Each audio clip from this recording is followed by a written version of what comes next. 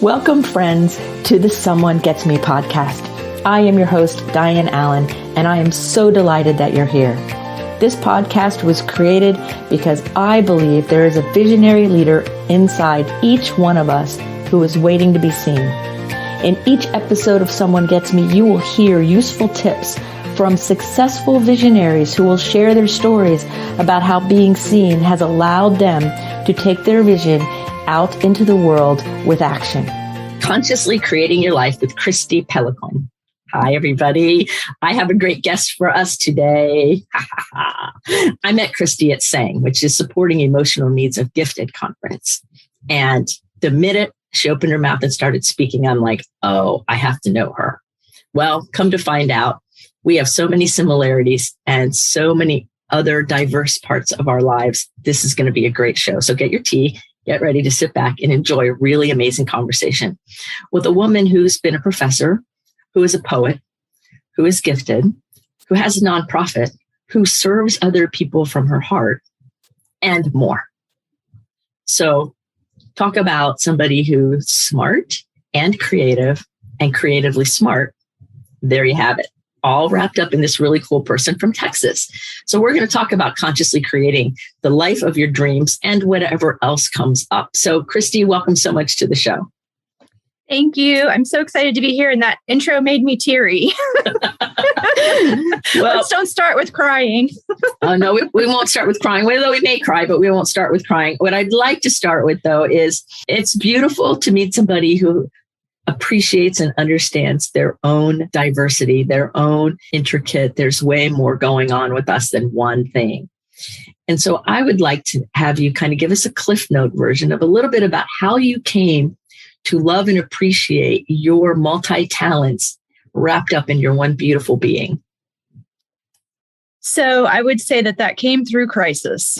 Okay. There was a defining moment in my life a few years ago.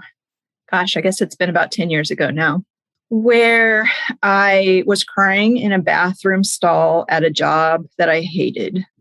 I just was having a breakdown and I just didn't want anyone to see that happening. So I went to the bathroom and I'm sitting there, I see myself in the mirror and I can see how unhappy I am. And I just have this moment of, I have to figure this out. Something is not working for me. I went to college. I got the graduate degree. I had a healthy marriage. I was a mom and things were going great with my daughter, but there was something going on inside of me that just needed attention. And even though I had been identified as gifted, basically the moment I entered school, that part of my identity kind of fell away as I grew up. And that messaging that it really wasn't important and really wasn't something that adults were, that hit me about middle school, because between middle school and high school, all the gifted education in my school district stopped. So high school and after that, I stopped thinking of myself in that way. But when I was having this crisis moment,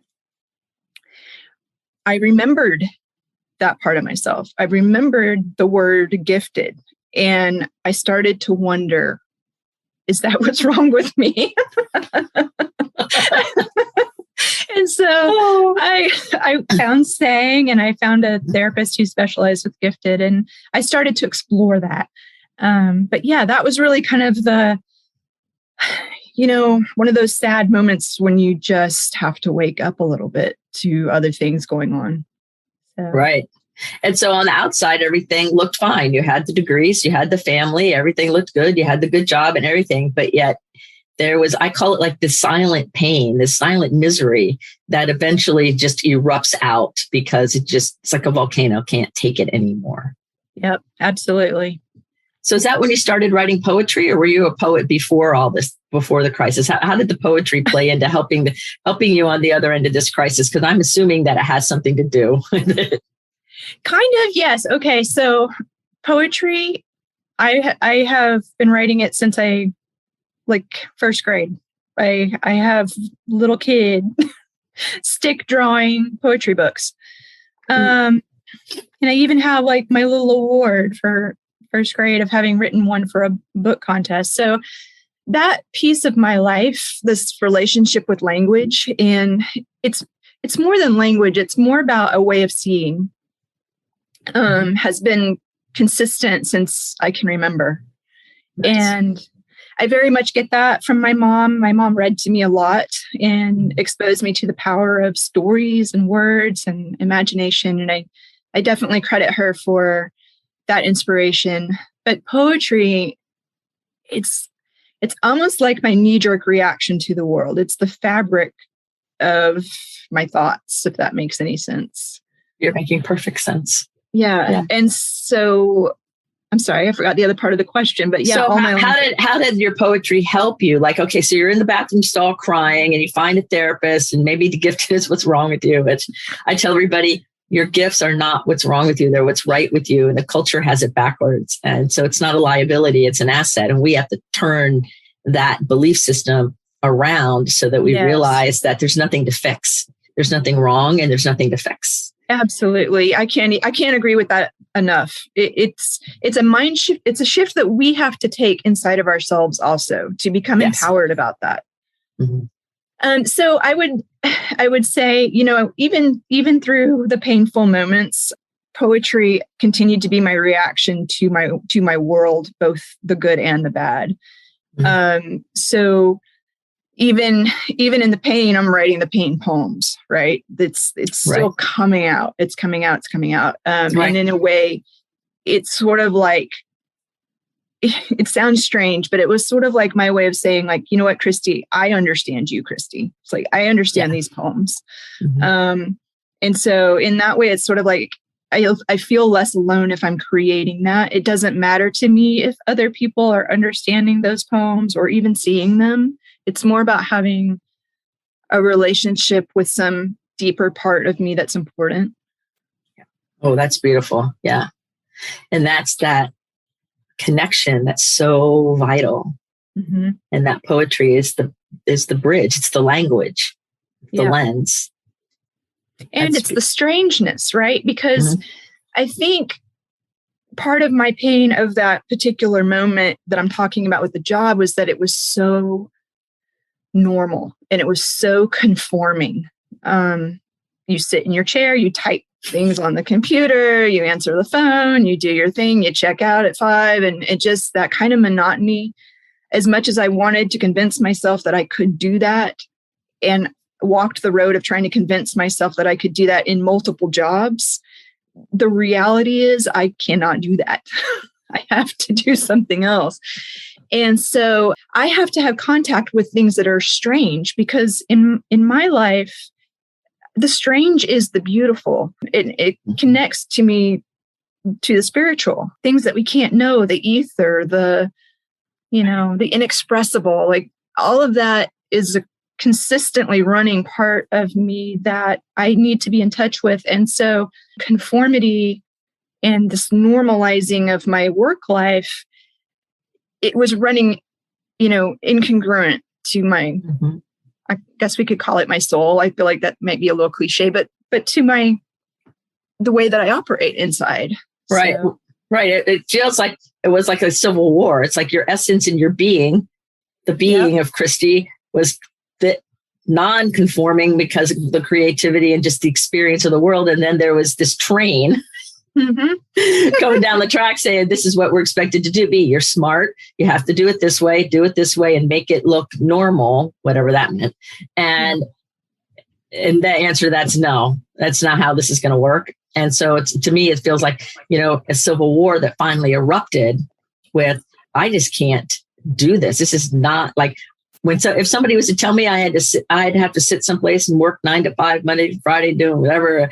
I can't even imagine that. Yeah. It's not even in my awareness. Like, no, I can't do that. Like, yeah. Well, and I think it's kind of amazing what we can talk ourselves into, though. Yeah. So I graduated with a degree in poetry directly into the Great Recession and could not find a job. So I was, society was telling me a lot about, like, your degree is worthless. And I identified with my degree, like in my soul. So like, you're telling me kind of I'm worthless in a way. Right. These things I care about so much. I've spent the last 3 years of my life dedicating all of my time to just don't matter.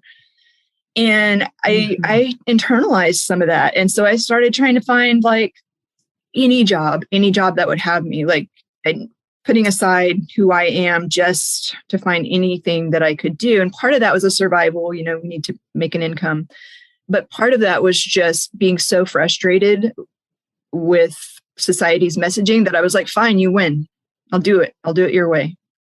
Mm-hmm. And then, of course, hit a wall. So I think that that's a common journey. I think a lot of people go through that kind of thing. Like, how long are we able to play the game? And then finally, there's that deep moment of reckoning with this isn't working, in whatever way it comes. Because I remember trying to do regular jobs and be normal, whatever that meant. And I didn't last very long. Like I was terrible at that. Yeah. I was good at looking like it on the outside, but I wasn't good at it. I didn't do it very well at all. I did all the other creative things around it well, but then I couldn't. No, it just didn't feel right to me at all. And I think that's common with a lot of us. Mm-hmm. I mean, it is the societal messaging surrounding being creative is pretty awful, which is why it's so important for those of us in the creative community to discover podcasts like this, or resources like Saying, or even just your tribe of people, because you need that support. I mean, we're up against forces greater than ourselves that don't value what we're about. Yeah. Right. And yet consciousness and creativity and consciously creating that's our human essence. Like, we're creating all the time. Yeah. And our life is like our masterpiece. I always ask people, when are you going to start signing those autographs? Right? What? And it's all together. And then I hear from well-educated people in the society, quote, I'm a scientist, so I'm not creative. And I go, well, that thesis statement is an error. I have to give it back to them in the academic language, right? And I hear a lot where people say they're not something without ever having explored it. So that's like contemporary investigation, right? Yeah. And they create like this big separation. And then they look at creative people like the starving artist, or that there's lesser of a value. Oh, you're just a creative person. And I'm like, whoa, that's got the scales all cattywampus. Yeah. Yeah. So, I mean, part of my presentation at Saying was talking about all of the different career paths that I've had. And certainly this has been sort of a struggle in my life, is between that, which is, I guess, the traditionally thought of as creative artist mode, and then a more analytical mode, because I'm not just functioning in that world of poetics, but I'm also doing these other things that require that analytical part of my mind. And that's why I was trying to talk about this idea of translation, that, in my position as an executive director, which is definitely more on that analytical side of things, or in my past, I was a drafter for an engineering firm. That's definitely on that other side.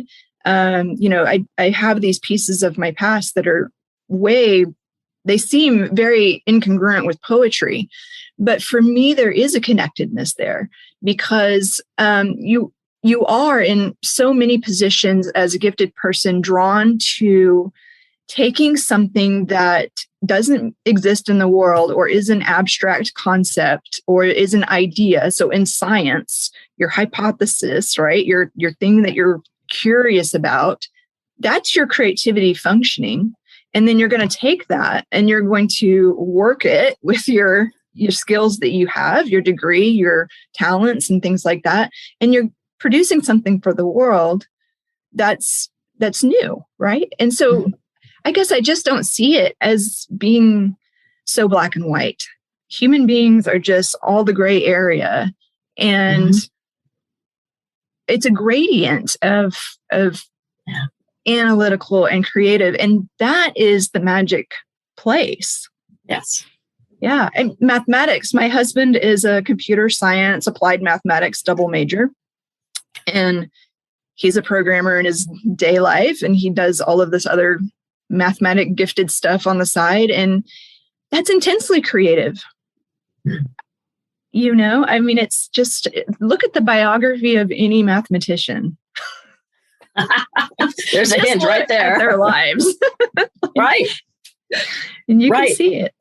Exactly. So, and I love the idea of being the translator. I always say, I call myself like the bridge, which is the same kind of thing. Like, yes, I own a business, and this is not the first one. And I know how to do all the executive director functionings, and I run a nonprofit. I can do that too. And I can create this over here and do these things. And it's a translation, and we're bridging both sides of our brain, both ways of doing things that are really together in the same animal. It's the same, different facets of the same jewel. Yeah. You know? And so where does your connection to your intuition fall in all of this, because you do a lot of really amazing business things and a lot of amazing creative things. And so where does intuition come into play for you? So this is kind of a complicated question for me because I have a complicated history with it. I was a deeply imaginative, intuitive child, but I was raised in a religion that was extremely repressive and taught that things like intuition are, you know, from the dark side, basically. Wow. Yeah. You know, and so I learned to be scared of myself, almost scared of intuition and scared of things that seemed anything near magical or strange. And so that creates this really troublesome place of, okay, well, I've got this feeling, I've got this information, but then I have this intellectual side or this fear side that just is constantly putting water on the fire. And when I went to college, then the intellectual part became the water on the fire a lot of times. You know, and so coming to meet my intuition and being comfortable with it is still part of my journey now. And I have to honor it by constantly willing myself to listen, if that makes sense. Makes perfect sense. Because our intuition, we have to be willing to listen. And we get trained away from the listening. And then that coming home back to the listening is a journey. That's a journey home right there. And the trust, to have trust in that thing that you hear, you know, that gut instinct, you know, and it's sort of like you tune into a radio station you haven't heard in a while. And it's so amazing when you do. Like it feels like you're lit up inside, but it's easy to hit the dial and go back into a different mode. Right. That's a great analogy. It's true. Yeah. It's so totally true. So what are some things you do to help with that whole spiritual part of your world? Like I know that you do some work about spiritual confusion, and I think a lot of people have that, even people who think that they're on one path. I think there's always that room for that little bit of, what? So talk to us a little bit about spiritual confusion and how that is in your life, and what do you do to help yourself?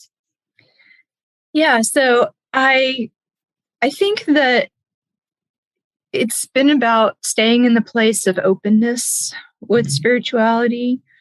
I've tried in my early 20s to say that I was an atheist and I didn't believe in any of that stuff and no woo woo and, you know, nothing, like real hardcore. Like, turns out I can't be that way. I'm not wired like that. But so then it was about, okay, well, how do I exist here? Because I don't think what I was raised in works for me. It's too black and white. It's too scary. It's too doom and gloom.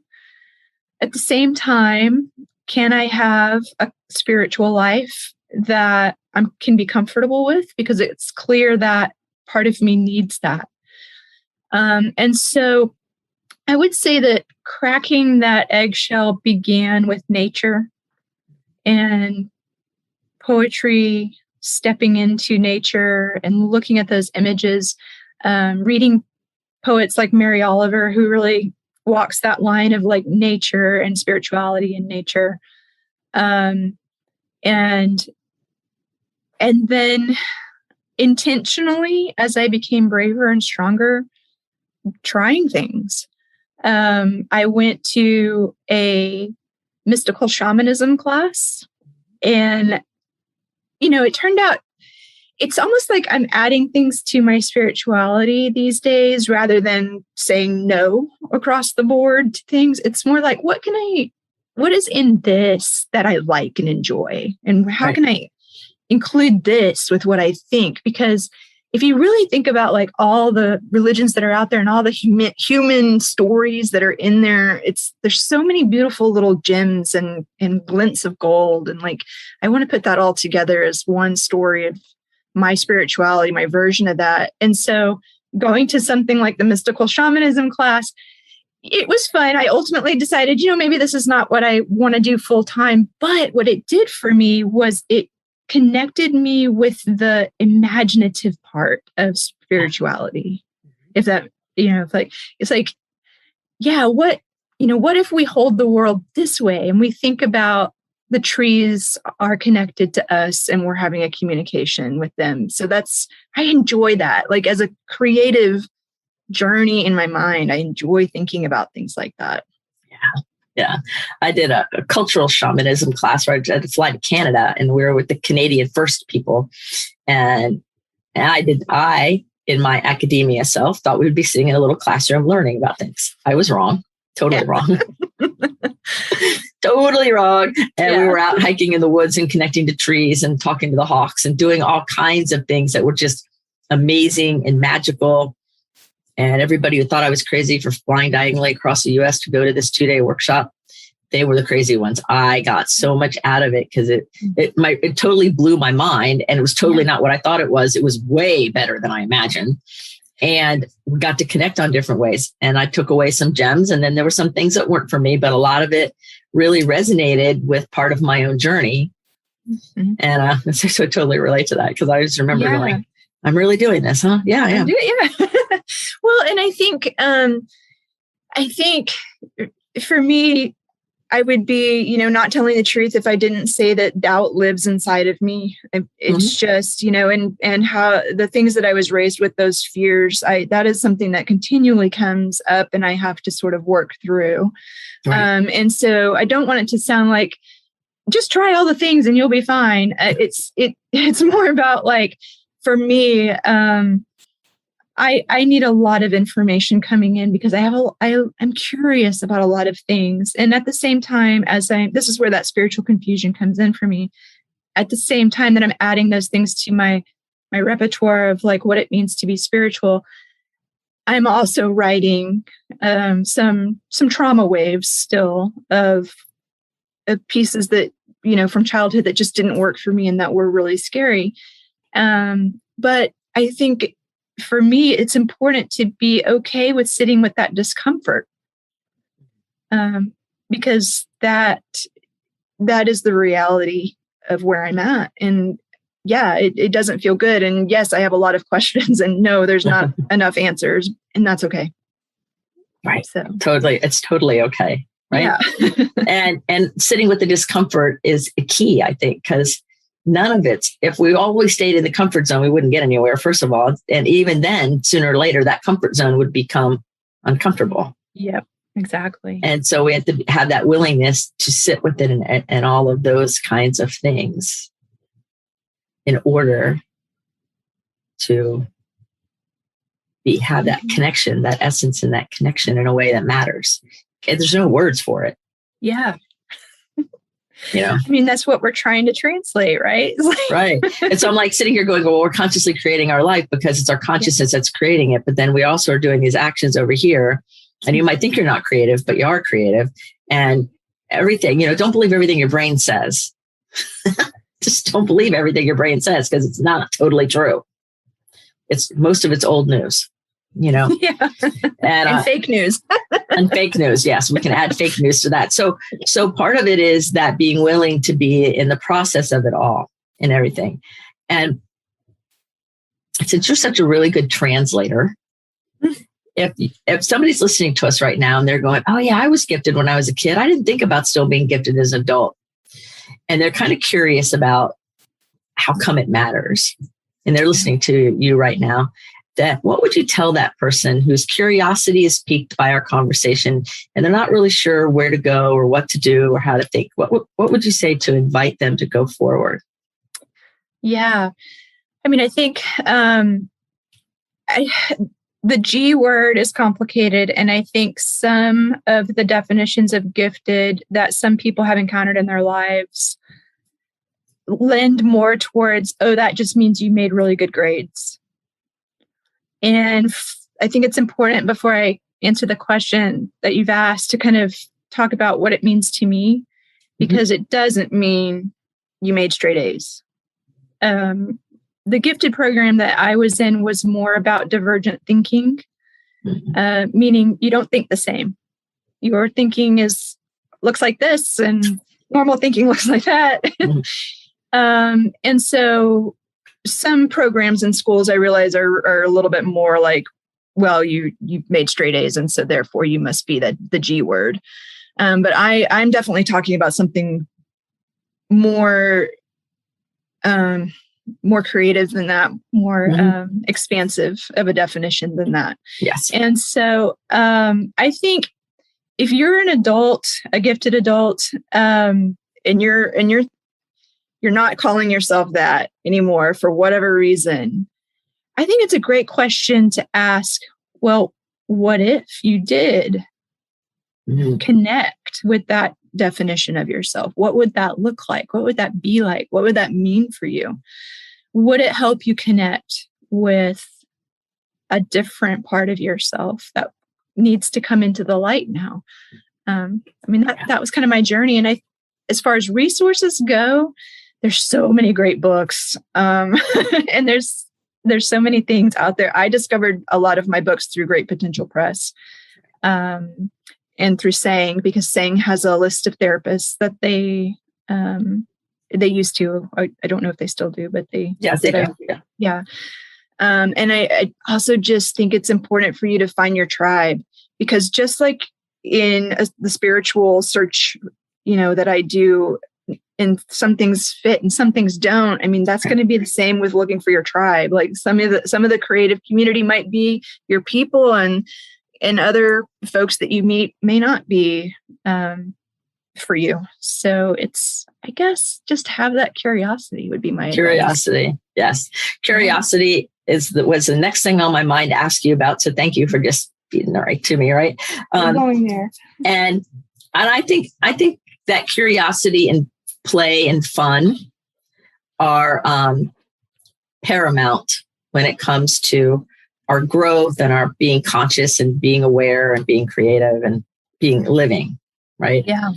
And so how do you bring curiosity into the more linear thinking, the more administrative kind of thinking and executive kind of thinking? Because I have some executives that listen to this show that are very much wanting to be more curious and more playful, but they're not really sure how to fit it in or what to do except hide it secretly because they might be looked at as weird.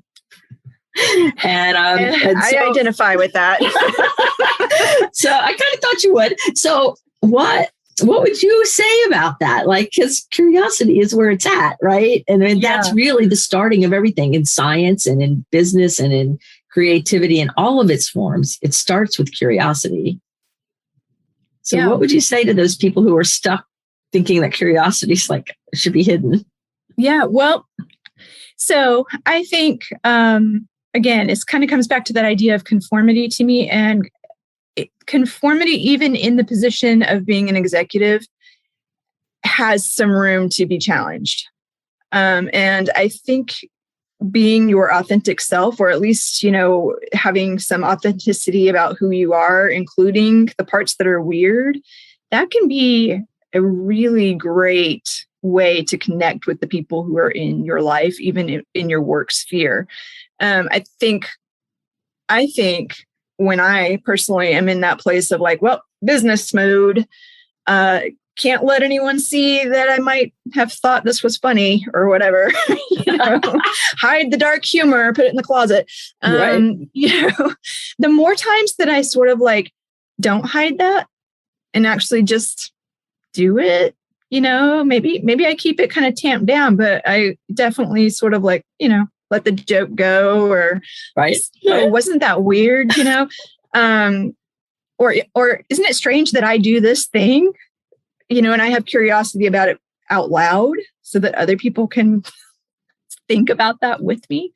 The more I do that, the more I find out that it was actually kind of a mythos that I was telling myself, that I had to be this version and not this other version. That dichotomy is not really real. That's something we tell ourselves for some reason. And I think it has to do with like, well, if I don't seem 100% competent all the time, then I might not keep my job, or I might not get the raise, or I might not be trusted with this thing. And I just don't think that that's real most of the time. I think that there's much more room for being a human being in our executive roles and in our workplaces than we give credit for. I think you're spot on about that. And I think that some people they think that, or they were trained that they had to be this certain way, perfectly competent in this little box all the time, which then creates imposter syndrome because it's impossible to be that all the time. And then it creates all of these other cascading issues when, if we would learn how to just be conscious and aware and let ourselves organically create what is ours to do, then that takes care of a lot of these rubs and a lot of these train wrecks, because all of our neurodiversity and all of our divergent ways of thinking, in my mind, all come together in the perfect puzzle. Like, we need your quirky piece, my quirky piece, and all the others. And there's a few of them that have straight lines because they get the borders, but we all have to have that otherwise, because you could have a big puzzle. And if one piece is missing, we notice it. Yeah. And I also think it's an energy that goes out when you're trying to squish parts of yourself. Mm-hmm. Yeah. Too. It's strange what that creates in your world when you're trying to squish yourself like a little sponge that you're just trying to like squish down. And to your point of what you're talking about, I actually have like a little bit of, we're not sure if it's dyslexia or something like that, but when I'm stressed, my PDBQs flip around. And I, for the longest time, felt like, my God, nobody can know that. I will not be taken seriously as a professor if anyone knows that my letters move around. Just like an intense amount of shame, but also fear. Like, hide that now. Right. That doesn't exist. Nope. I'm good. But lately, I've started to talk about that, and it's really just like a point of. I try to engage people in the, isn't it weird? Isn't it weird that I have that and I was a professor? Right. I don't have an answer for it. I don't know how to solve it, but isn't it weird? Right. Well, it's funny because my weird thing is my numbers flip. Yeah. And I will, because I have a really good memory and I can see it and know that that's the number. But if you put too much stress on me, they'll change order. Yep. And then I went through a period where I knew that they changed order when there was pressure. So then I would consciously try to change it back, but I would always mess up the order. Every once in a while to get it right. Most of the time it's messing it up first. And I couldn't tell anybody that. And then when I finally started saying, that's okay, I have this number thing. I don't know what it is, but that's why I say it back and I have to look at it, because I know that my numbers, they'll move if I'm not careful. And sometimes people look at me like, well, you're weird. And I say, well, it's a gifted thing. I'm just gifted. I don't know what to tell you. And so I bring some love to it and humor. Like, it's just the way it is. And I know what it is. So I know how to navigate it. And so, and I think there's not enough room. There's not enough opportunities in our lives to sit with, isn't that weird? Yeah.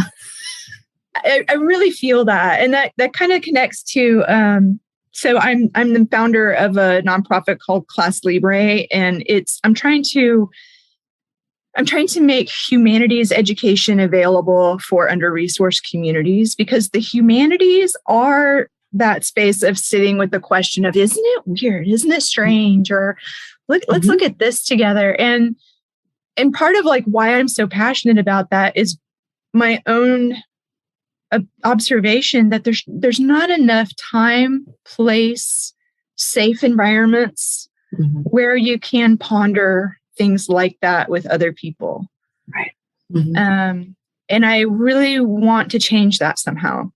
And so that is part of my, passion for doing that. I want us to wonder more about each other. Yeah. The whole idea of having that wonder and being able to sit and wonder and ponder things. There needs to be more space for that, and all of that. So tell everybody a little bit about Class Libre, and you gave us a little clip note version, but we're going to put links to Class Libre and how you can help them and support them, because it is a nonprofit, in the show notes.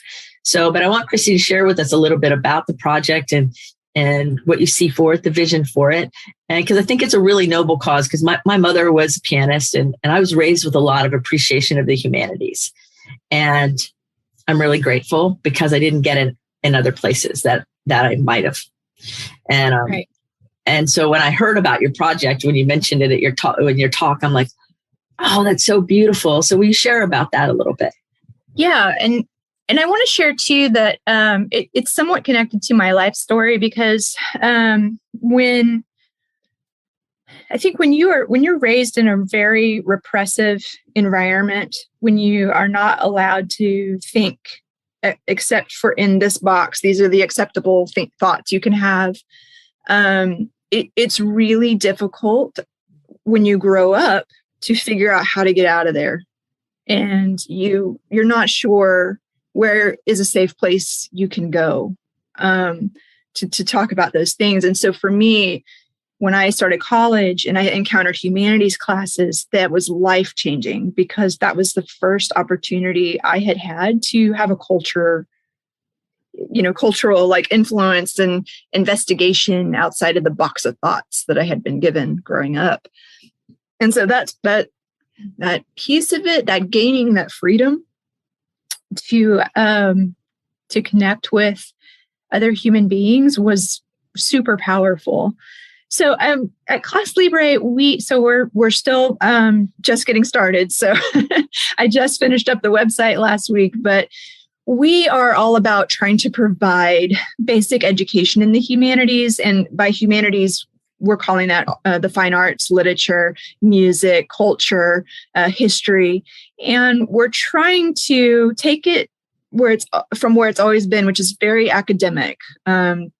You either learn some of it in high school or you learn it in college. But beyond that, you have to be a person who's willing to go to a museum or willing to go to a thing to access that. But we want to make it more available. So, for example, we have poetry classes that we teach in retirement communities. And the magic of connecting with the elderly community over a poem is, I can't translate it. I can't put it into words. It's so moving and powerful. And to see them have that ability to connect with each other and with someone else over an idea it's just magic. And that's the kind of moment we're trying to create for a lot of different communities. So particularly adults, and particularly if they've not gone to college or not finished high school, we want to make that space available for them to learn a little bit about these things that are the core of being human beings. Oh, that's just delicious. That's delicious. So we're going to put a link to that, to your new website in the show notes, so y'all can check out what Kristy's up to, because I think it's really important that we honor all our weirdness, all our curiosity, and all of the things, the stuff of the fabric that make us all beautiful human beings. And I think that's how we consciously create things, is really be willing to explore the crises and the discomfort and everything, and weave our own tapestry, our own magical way. The weird part, the quirky part, the straight part, all of it is beautiful. and to remind ourselves of that in all of these interesting, neat ways, part of our healing and just part of our journey too, right? Yeah. And I think when you hear other people's stories and you realize that it's not just your own story, I think that there's something in that that's really important for us. Yes. Very important for us. Extremely important for us. Mm-hmm. So I've used up a lot of your time already, and I have more. So we'll probably have to do a second episode because that's just how this is going to roll. But is there anything that you had on your heart that you really wanted to share today when you were contemplating coming on the show that I didn't ask you about, or we didn't cover, or we didn't say? I want to give you that opportunity before I ask you your final question of the day. I feel good. I feel like I could talk to you forever. So if we start talking more, it's just going to keep going. So right. So what we will do is we'll do another episode, and then we'll have time to hang out together anyway. So here's your final question of the show. We're going to put a billboard up that the whole world is going to see with Kristy Peloquin's message. What is the message on your billboard? I think mine's going to be pretty easy. I think mine is going to be keep going. Keep going. I love it. Keep going. Keep going. ... Yeah, because it's like keep exploring, keep finding those things, keep asking the questions, keep trying to meet the people, keep going. Oh, I love it. I love it. Thank you, Kristy. So everybody, you've been listening to Kristy Peloquin, a professor, a poet, an amazing woman who has created all kinds of neat things, who's weird and quirky like all the rest of us, because we are consciously creating our lives, whether we're paying attention or not. And I really want all of us to pay better attention. So what we create is what serves us. So thank you, Kristy, for being on the show. Thank you. Appreciate it so much. Remember, everybody, put your face to the sun so the shadows fall behind you because you're a rock star. You are here on purpose with a purpose. And so let's go out there and let our light shine, and let's keep going. Like Kristy says, keep going. All right. Until the next episode of Someone Gets Me, be well. Thank you for listening. I trust you gained some valuable inspiration and information. Please join me and other visionaries in the Someone Gets Me Facebook group. Or for more information on my services and additional episodes, visit someonegetsme.com. Again, thanks for listening.